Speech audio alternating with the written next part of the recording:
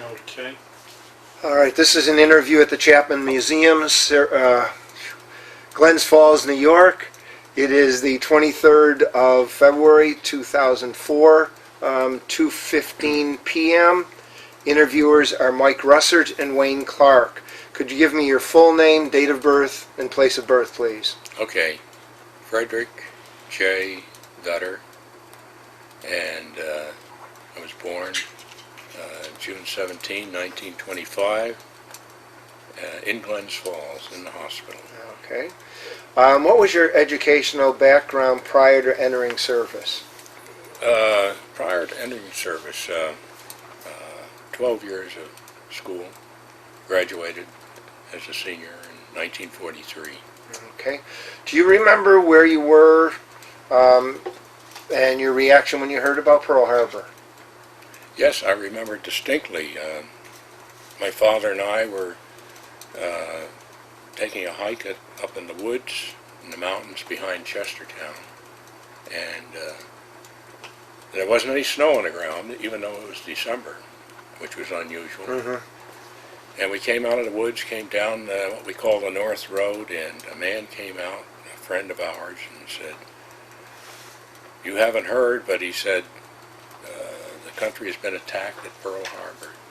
And that's in the afternoon, December 7th. Mm-hmm. Do you remember your feelings when you heard about this?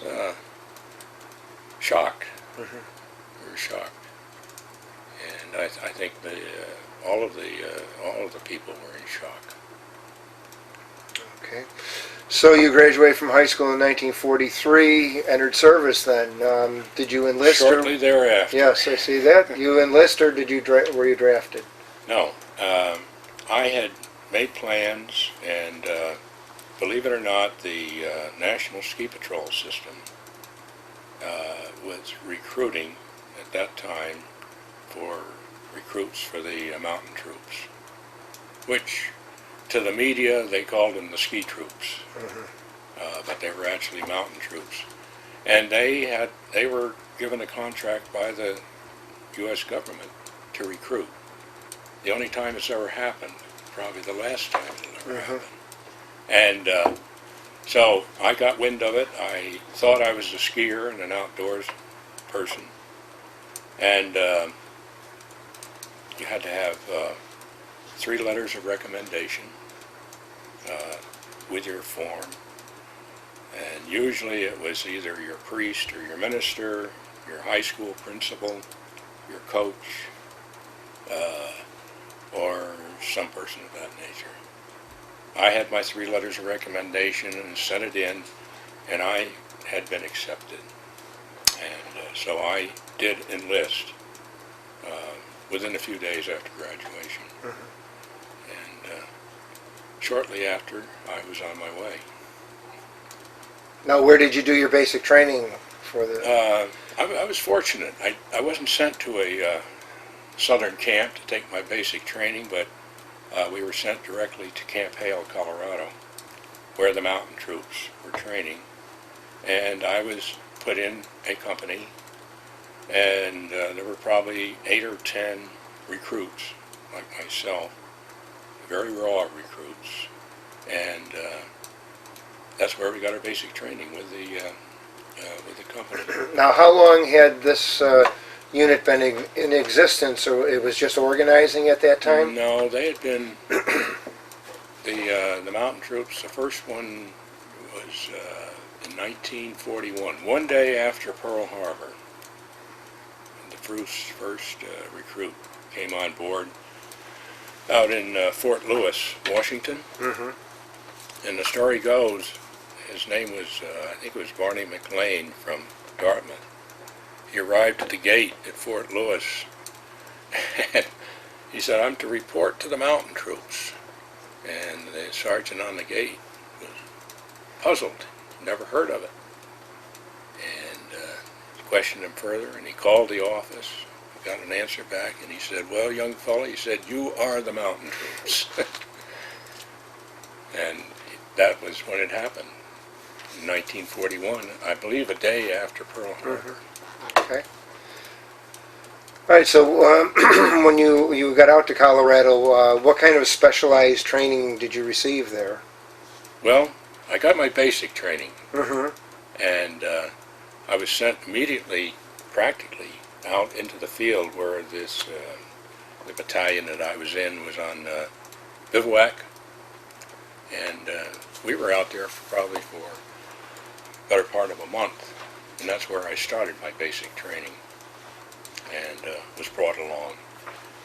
Interestingly enough, a lot of the non-coms for this regiment that they were forming then were from the 27th Infantry, which was the New York National Guard, and they had been in Hawaii, and evidently they weren't being sent to an active front at that time, and they pulled some of their non-coms out and sent them to this regiment that I was in. So that was interesting. So Now, could you they were describe? like cadre.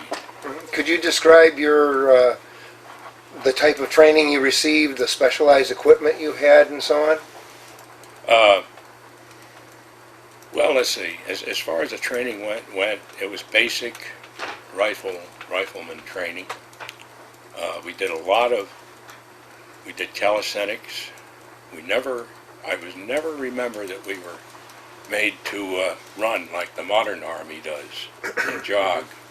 We did a lot of hiking and hard hiking, and it was particularly hard because we were at an altitude of at least 9,500 feet right there at the camp, and you had to be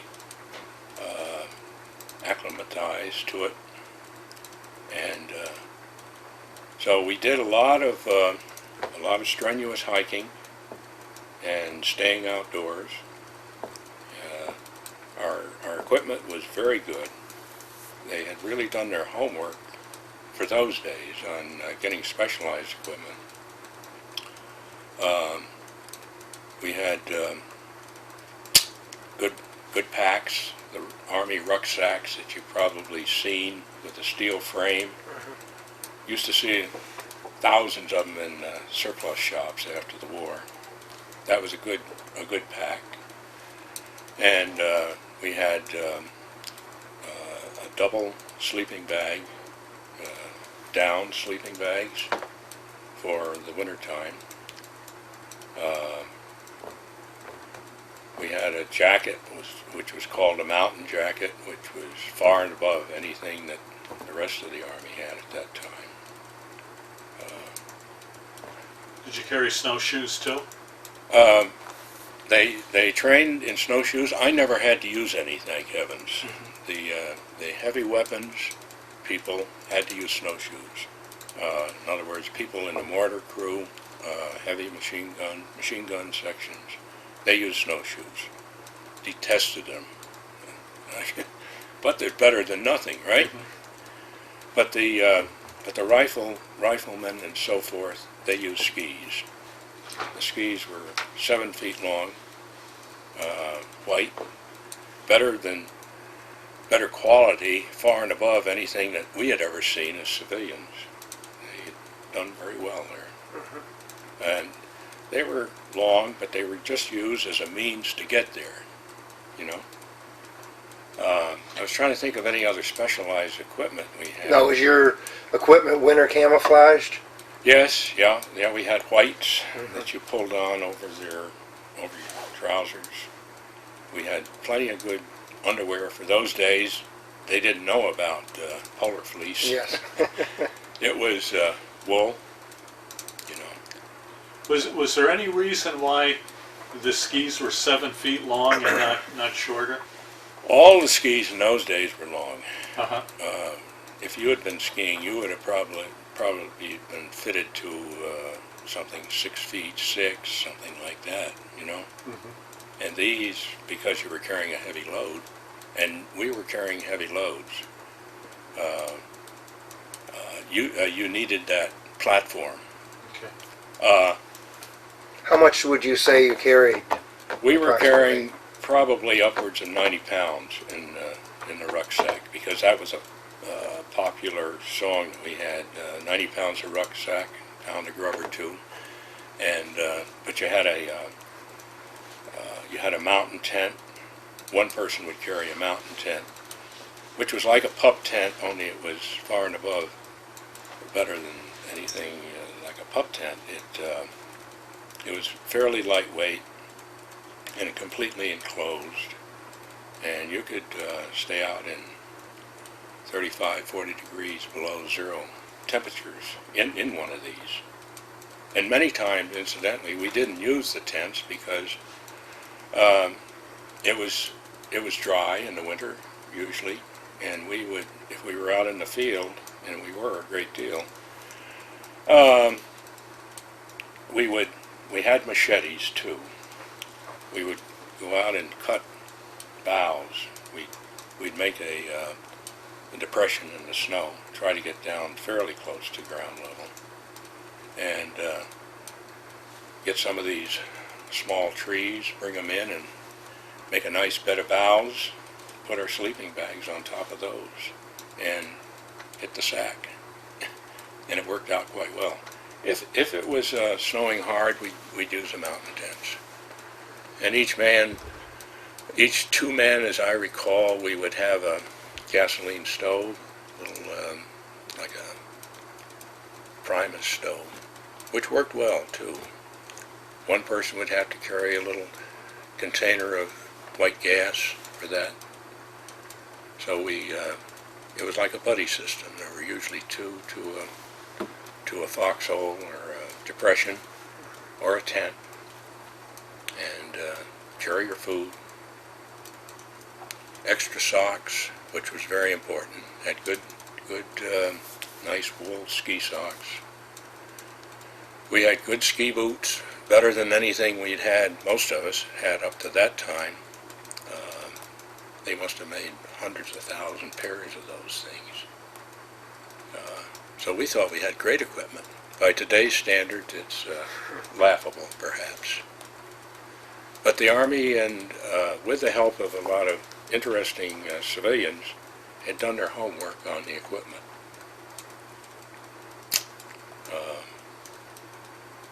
Specialized equipment,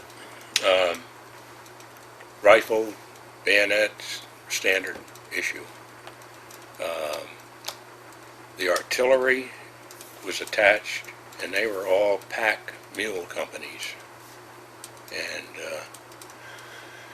and they used a 75 millimeter howitzer, which was broken down into 8 pieces, or at least it took 8 mules, and they were large Army mules, to carry one artillery piece. They were small guns, but very effective. So we had a lot of mules attached to us, and as far as transport goes, they use pack animals for that too. Now, how long did you receive this training? Well, in my case, I came in July of 1943, and I was there until the following June. Other people had come in a lot earlier. As I say, the mountain troops were formed. The first companies and battalion was formed in Fort Lewis, Washington in 1941-42, and trained out there. And then eventually Camp Hale was established and built in record time. And they moved this first regiment, the 87th Mountain Infantry, to Camp Hale, and those people cadreed the 2 other regiments, the 85th and the 86th. I was in the initially I was in. Interestingly enough, the 87th regiment was taken and sent to Kiska in the Aleutians, and that's where they found no Japs at all. The Japanese had evacuated Kiska, this was a few months after the Battle of Attu, which was a little further out in the chain. And the the War Department anticipated at least 65 or 75% casualties for the 87th Regiment. And they found the Japanese had evacuated, gotten through the Navy blockade, evacuated about 2 weeks before they invaded. So, they had 4 regiments, because they had started the 90th Regiment, which I was in, to replace the 87th. They figured the 87th, there would be nothing left of them, and they would bring back what they could and put them into the other regiments. So the 90th was left hanging, and eventually they were disbanded, and I was put into the 86th Regiment. And I can recall that it was a matter of conditioning. The hikes would be longer, more strenuous. We would be out for longer periods, out in the field, night and day, and that went on all winter long of 43 and 44. And at the time seemed rather senseless to us. We were griping and bitching, but with good reason. They knew what they were doing, feeling their way. And then they had a D series in March of 1944, and entire division, that's 3 regiments of infantry and 3 battalions of pack artillery, and the whole shebang was out for between 3 and 4 weeks out of camp in the mountains, running problems for observers from the War Department. They wanted to find out if they had, after all this training and expenditure of monies, if they had mountain troops. And basically they came through and did feel that they had proved their worth as far as maneuvering went. But that was tough. First night we were out, it was minus 35 degrees during the night, and we didn't have too much shelter. They just pulled us in and started things. So after that, they moved. They decided, the Army in its wisdom decided that the setup that they had didn't have enough firepower. So we were sent to Texas and reorganized into different sized squads, and they took the heavy weapons away from each company, put them into a heavy weapons company, and basically we had the organization of a flatland division. And they took us to, or sent us from Colorado in June down to Texas. That was quite a job to get used to that. It was hot from being nice and cool up in Colorado. And then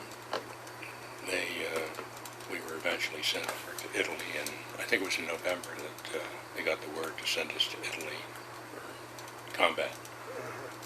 Now, did you all went over as a full unit then? Yes. Convoy? Yes. Yeah, we were, we left from Newport News and Norfolk, if you will, and I believe that our regiment was the first to go, and we were all on one troop ship, which was called the USS Argentina. that was an experience. We'd never been on a troop ship before. We were fortunate. By that time, the German U-boats had been pretty much driven from the Atlantic. We were extremely fortunate. Okay. Tell us about, you went directly to Italy? Yes, yeah. The trip was uneventful, and I can remember going up on deck in the morning at sunrise and seeing the coast of North Africa emerging. And by that afternoon, we had gone through the Straits of Gibraltar. It was a nice sunny day. And this was in just before Christmas in 1944. And we all recognized a rock. We're quite enthralled by that. And within a couple of days, we had arrived in Naples Harbor. And that was an experience too. Naples was still pretty well beat up, and we were taken to a holding area, a camp, if you will, and soon we were sent up the coast to Leghorn or Livorno, and probably moved out faster than anyone had anticipated, because the German army at that time put on a small offensive north of Florence, and there weren't many troops in reserve up there, and they were scrounging for anybody they could find. And we were brand new, and were available. So we were sent up quite quickly. Now, I noticed it said you were transferred to a medical detachment. When did that happen? I transferred down at Camp Swift Okay. in the, I guess, late summer of '44. Now, what does that mean? Were you a corpsman, or did you receive any specialized training as such? Or basically, when I look back on it, we didn't get much specialized training. The first aidmen, the corpsmen, they had received good training, and they were out. Even at that time, they were with their companies, and they were very much a part of each company. But I was there, and as it proved out, I became a litter person. We carried the wounded off the field of battle. And so you weren't given any kind of first aid treatment we at were all? given some very basic first aid. Yeah. And by today's standards, it was very rudimentary. Okay. All right. So when you moved into up the coast of Italy, when did you go into? Did you go directly into combat? They gave us maybe a couple of weeks to get our new equipment and to familiarize ourselves with jeeps and so forth. We didn't have much motorized equipment. We had left the mules behind. They were probably 2 months behind us being shipped over. And getting our land legs under us again. And then we were sent up to, we were part of 4th Corps. We were sent up into an area that was it was pretty static in the winter time, of that winter anyway. And the Germans were in front of us, and if they had, occasionally they would put patrols in, so they could be around us at any time, but they didn't want to stir things up at that time, and we were probably sending out more patrols and getting people used to being in a combat situation. So we were fortunate to be able to be brought into it gradually. Now, this is the winter of 44, 45. Did you wear the white camouflage and so on when you went out, or Never. Never. Never. And we had very little of our specialized equipment with us, too. That never caught up with us. So basically, you were trained as specialized troops, but you didn't have any of the specialized equipment. That's with you. right. And which was sad in a way. I got into the medics probably because I knew Sergeant Draper, Art Draper, who was he's like the first sergeant of the 3rd Battalion Medical Detachment. I had known him because he was a native, not a native, but he had lived in North Creek. In fact, he had given me the papers to get into the mountain troops. Well, he had been there many months before I arrived, and he was like the first sergeant of the detachment, well-liked, very able, and very respected. So that's probably why I gravitated toward the medics. He was almost like a mentor for me.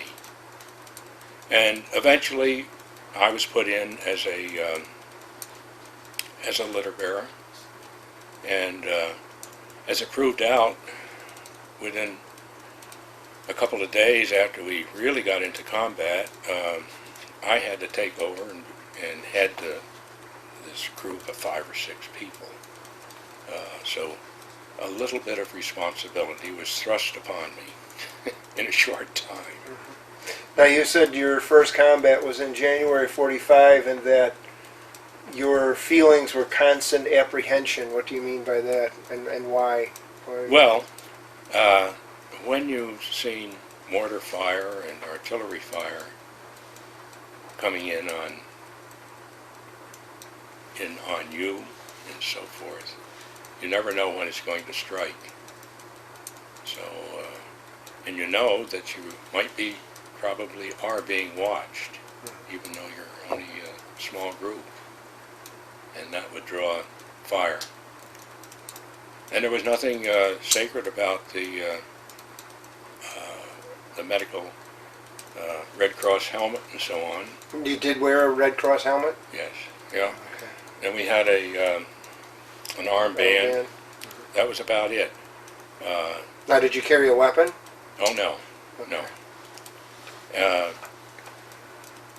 I was trying to think. There were instances where they had a Red Cross flag if they had to go out into a battlefield and pick up a man.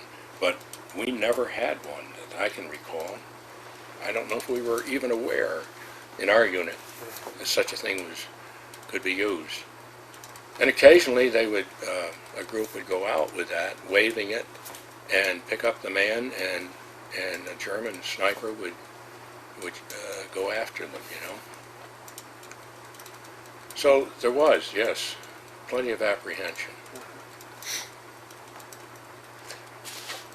Now, something you said that you were a specialized unit, and in your form you said, quote, the officers, both commissioned and non-commissioned, were superior to, for the most part. Why do you say that, and how do you mean that? I always felt that, and I still do. Most of our non-com officers came up through the ranks. We're volunteers. Many of them got to be tech sergeants and so on, and they were picked out and they were sent to OCS. And many of them came back to us after they became second lieutenants and so forth. We had a wonderful group, by and large, of non-coms and officers. Most of the battalion officers had been, probably most of them had been ROTC people, but they were not just sent to the mountain troops, they volunteered for the mountain troops. And many of them came from states like Montana and state of Washington, Idaho. They were mountain people. And we had some outstanding battalion commanders. the commanding general of the 10th Mountain was a terrific man, General Hay, and he had been a Medal of Honor winner in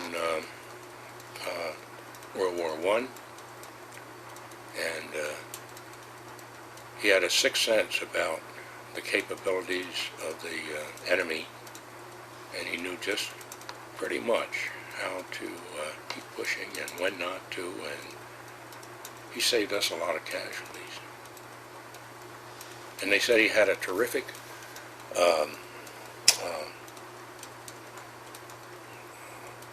well, he could be very, very angry if things weren't going the way he thought they should be, too.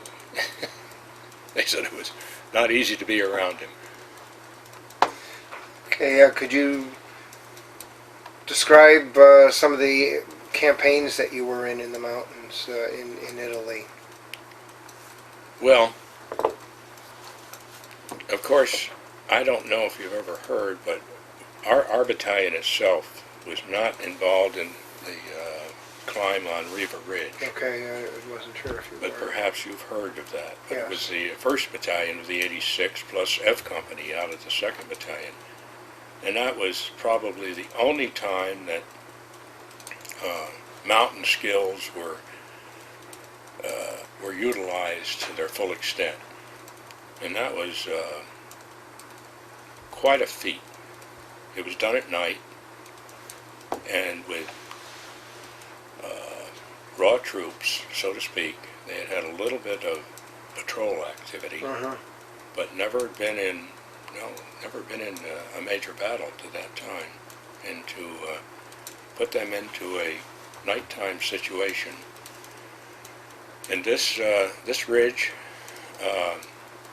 was about 1,600 feet from the base to the top, and very rugged, had a very steep slope. I've heard the degree of slope, but just about like so. And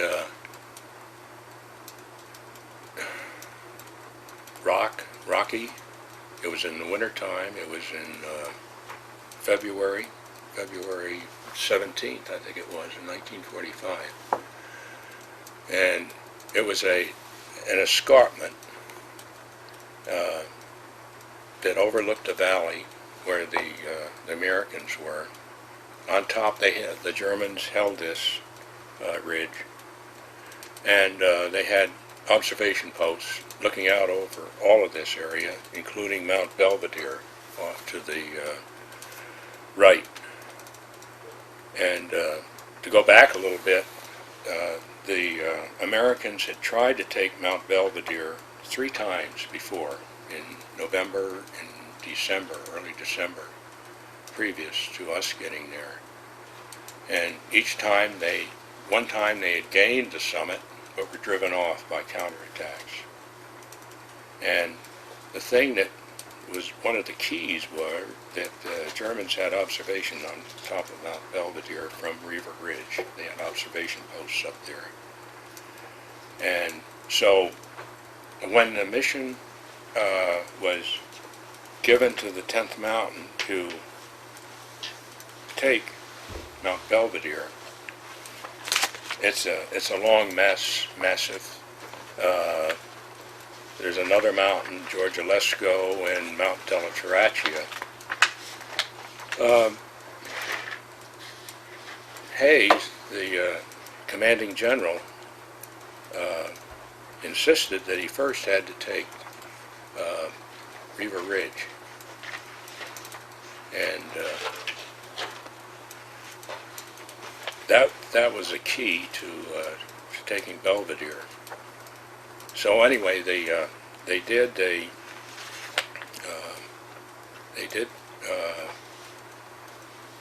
go up a full battalion. There'd probably be 800 to 900 men, fully loaded with all of their equipment. Had to climb this this Riva Ridge. It was a number of different names to the mountains there, the Italian names. but the Americans called it Riva Ridge. And they had done a lot of scouting, and they were not discovered, which was very fortunate. Some of the scouting was done at night and some during the day.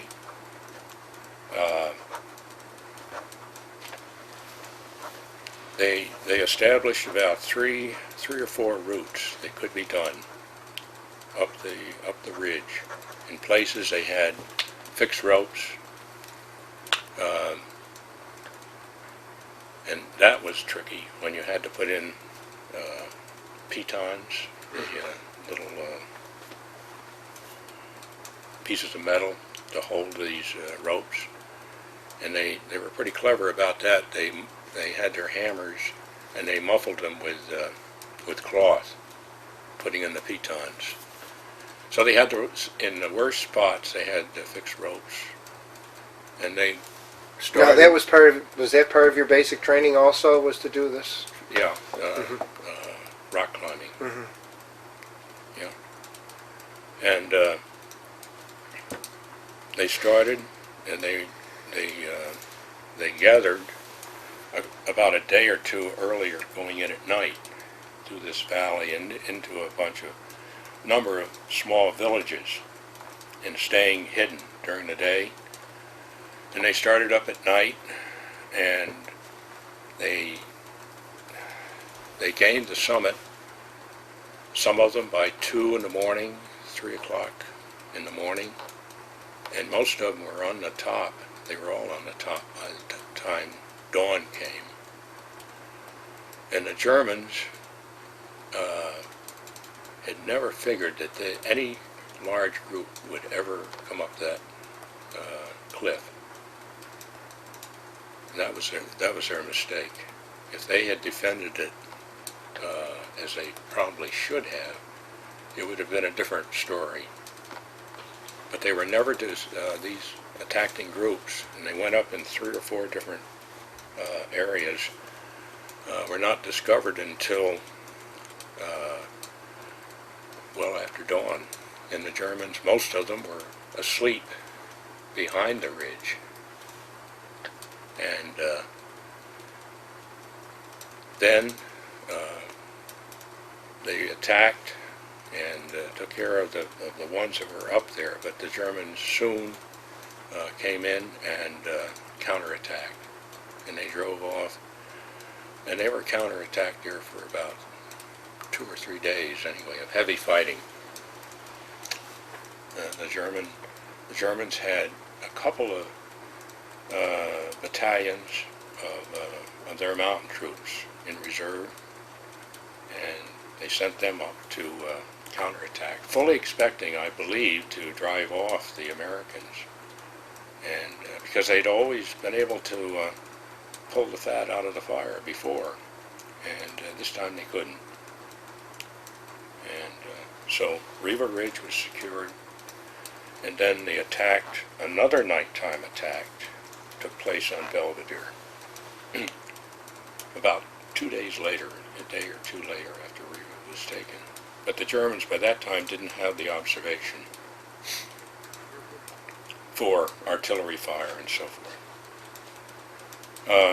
So that was truly a very noteworthy piece of work, if you will. Mm-hmm. Now you mentioned you were slightly wounded with shrapnel. Where did that happen and when? Well, that happened further on for me on the attack on Belvedere. It happened on the end of this whole series of mountains, which had to be taken. A place called Monte della Terraccia. And one of our battalions had attacked that. That was the last objective of the attack, and they were beat by the time they got there, and all cut up. And I've read accounts of that, and it's too bad that they couldn't have been reinforced before, but they really took a walloping there. And our battalion was sent in to relieve them and to take the mountain, which they did. And that's where I became involved. The night before the attack started on Mount Deliteratia, we had a new leader of our little group of litter bearers, and within the first 10 minutes of the attack, he was hit and killed. And so our first casualty that we took off of the mountain was our own leader, which rather shook us, you know. Mm-hmm. And so by default, I had to take over the group, and it was that morning that we were going out looking for some of our wounded in this valley, and it was a clear sunny day, and I'm sure that we weren't dispersed enough, and the Germans still had observation from the top of the mountain of Deliteratia, which I don't think I realized. Probably a lot of people didn't. And they put some artillery fire on us, and one man was badly wounded, one of my group, and I got just ticked in the shoulder, taken care of with a Band-Aid. So I was extremely fortunate. But I can remember the concussion of the shell after it exploded. I was right up in the air, sort of flat out, and dropped. And so again, we had to take back our own wounded out of our own group. We weren't batting very well. But we kept working after that, you know. But it was basically we would, the corpsman, first aid man would, with the companies, would take care of a person if he was wounded, and then we would come along and get him back to our battalion aid station as quickly as we could. And I always figured if we could get him back to the first aid station where our battalion surgeon was, and technicians, plasma and whole blood and so forth, they had a very good chance of making it. But you got tired. It was strenuous work. We tried to have 4 men on a stretcher or a litter, and after going up and down these hills and mountains, you got tuckered out. With the terrain and the fluidity of the front, how close were these stations to you, to the front, usually? Usually,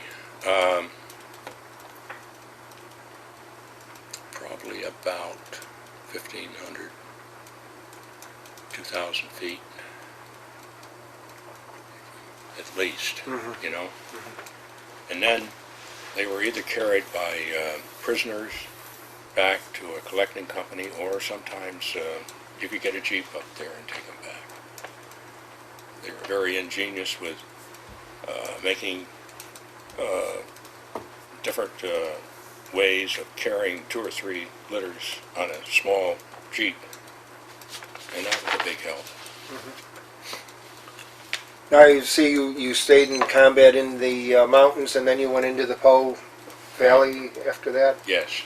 How long were you in combat consecutively? Well, I know you said you had periods of combat and periods of we were rest very and so on, fortunate but because our commanding general always he wanted to have his troops that could be rested, and if we were on the line for maybe 4 or 5, 6, 7 days, fortunately he'd send in another battalion, we'd go back, get rested up, and then go into a reserve position, which was relatively safe, and then move up again. So that went through March into April, and then they had the final offensive in Italy, which we didn't realize was going to be the final offensive. And at that time, we were fortunate. Our battalion didn't have to go in on the initial attack, but the 10th Mountain, the mountain troops, did make the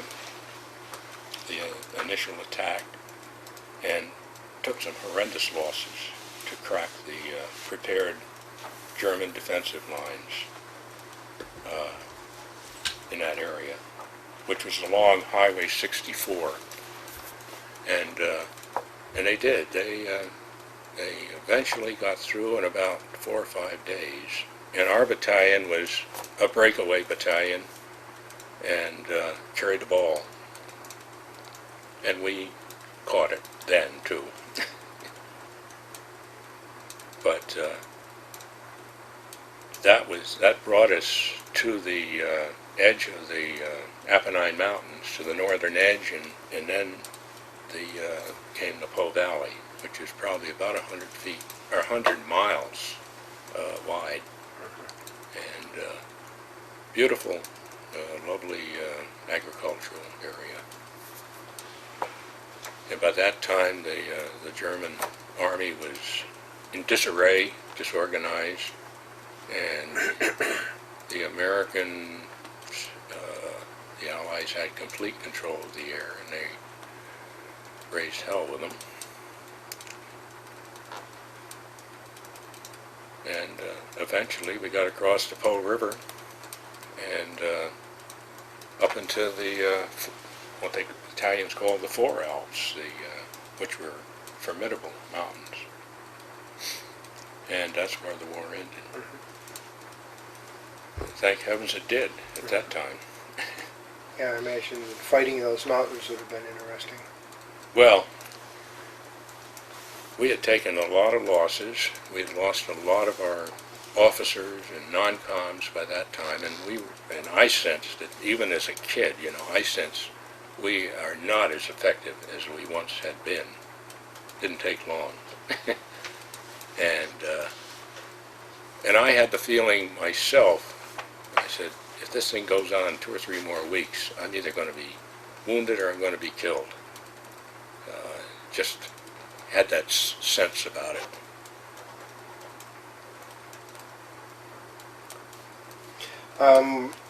After the end of the war, what was the reaction when you heard that the war had ended?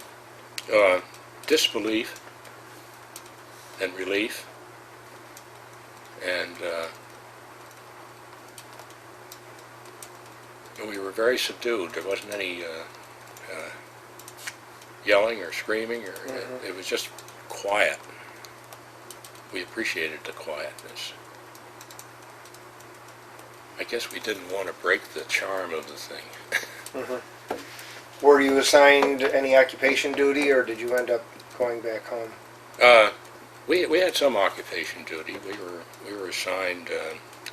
Our battalion had to go up to a juncture of the Swiss, Austrian, Italian border, and a beautiful mountain valley, and to try to stop the surrendered German troops from getting back into Austria and Germany.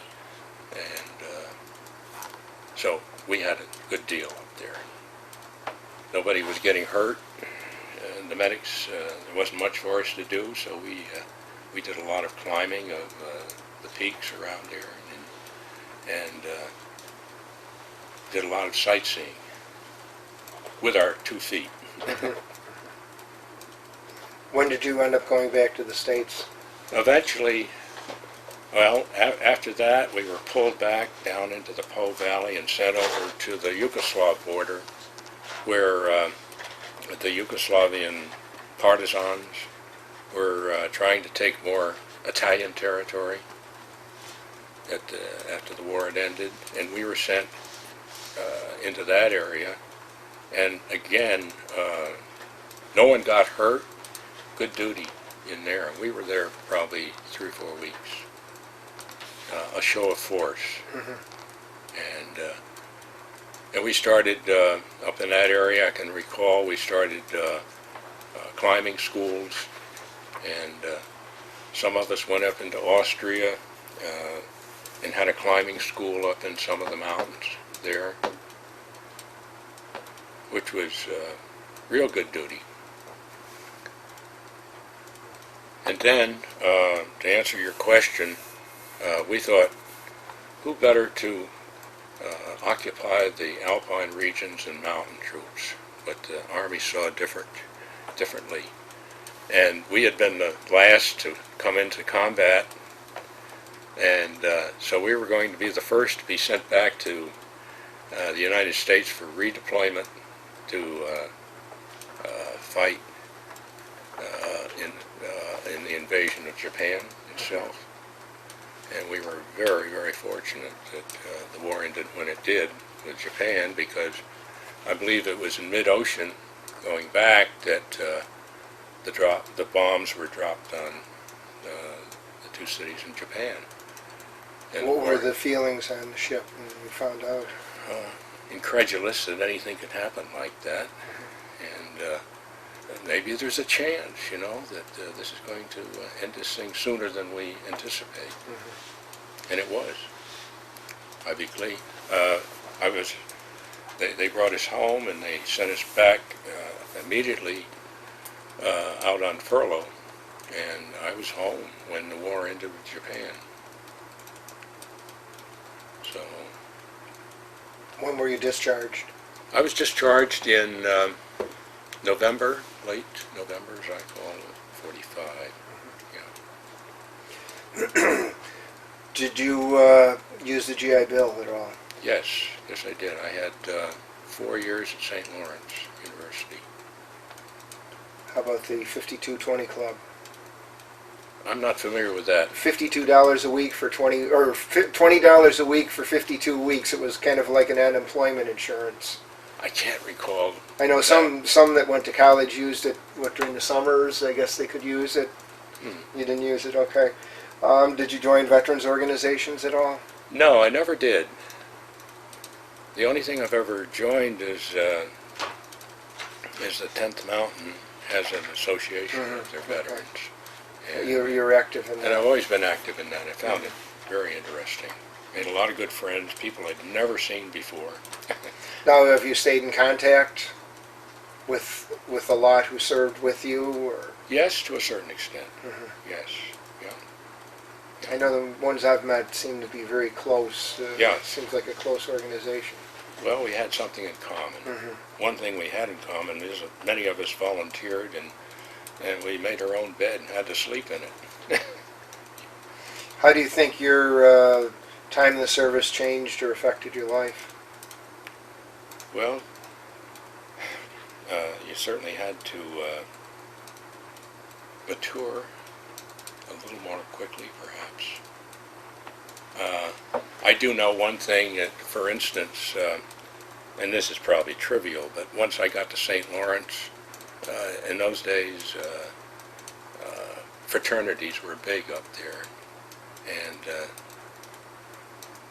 and you had to kowtow to the upperclassmen to become even considered in a fraternity, and I just couldn't see it. I suppose I'd been in a different fraternity before that came around, you know, and so I had matured. You're still, quote, older, Yeah. right? Yeah. So, in a lot of ways. I rebelled against that situation, much to my regret, to a certain extent. Okay. All right, well, thank you very much for your interview. Okay, good. Within 2 weeks, it'll